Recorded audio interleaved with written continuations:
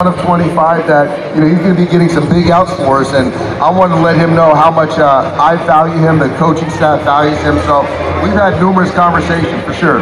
Dave, one of the best stories that I've ever heard, something you told me and others years ago when you stole that famous base when you got traded to the Red Sox and helped them come back and actually win the World Series. But my point is, I grew up a Maury Wills fan.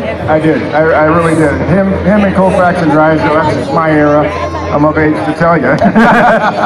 But Maury's still here and doing great, and I saw him yesterday downtown with you guys, and you have a special relationship with him. But when you tell the fans that maybe haven't heard this, and if they have, you probably want to hear it again about what Maury taught you about stealing that particular base when everybody knows. Yeah, well, I think that Maury Wills, as maybe the younger generation knows the name, and the older generation can really identify with the Maury Wills. But I think the one thing, initially when I came over the winter of 2001, after the 2001 season, he really impressed upon to me what it meant to be a Dodger. And first and foremost, he carried a lot of pride being a Dodger and showing, being around currently and as an older gentleman still wanted to contribute and teach. And the other thing he kind of impressed upon me was you have a certain skill set, the ability to run, and you can impact the game in a certain way. And you've really got to really work hard to hone those skills.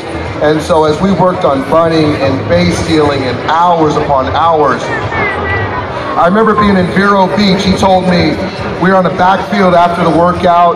It was just he and I. And he said, DR, I'm going to tell you, one day you're going to have a chance to steal an important base, and you can't be afraid to steal that base.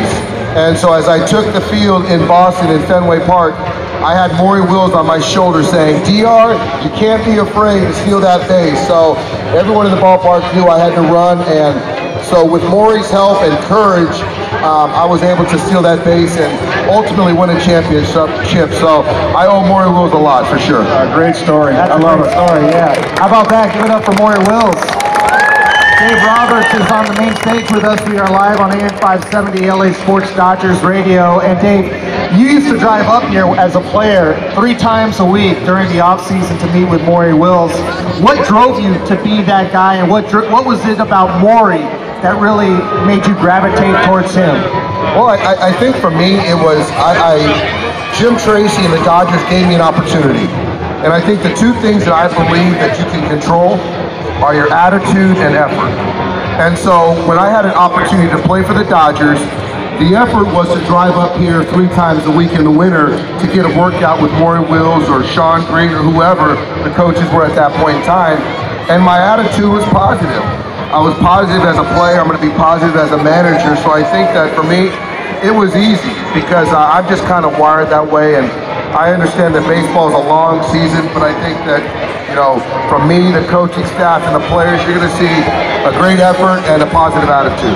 We had Chase Utley up here earlier. I keep bringing it up, but one of the most impressive things last year, we were in Houston, Dave, and he made looked like a game-ending double play ball.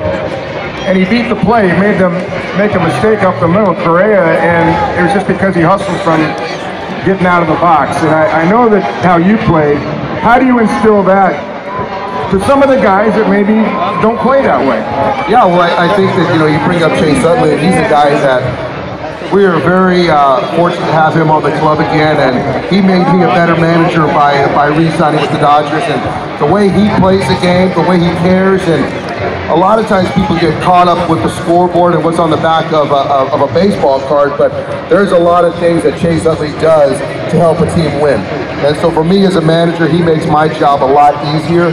And I think in talking to him and being a leader by example, but these little things on playing defense, picking up your teammates, ball in dirt, dive for plays, and beating out a potential double play ball to extend the inning, that helps you win baseball games. And I like the 3-run homer as much as anybody, but there's a lot of things a lot of components that help a team win on a nightly basis. Chase Utley, along with many other guys, definitely bring that to the table.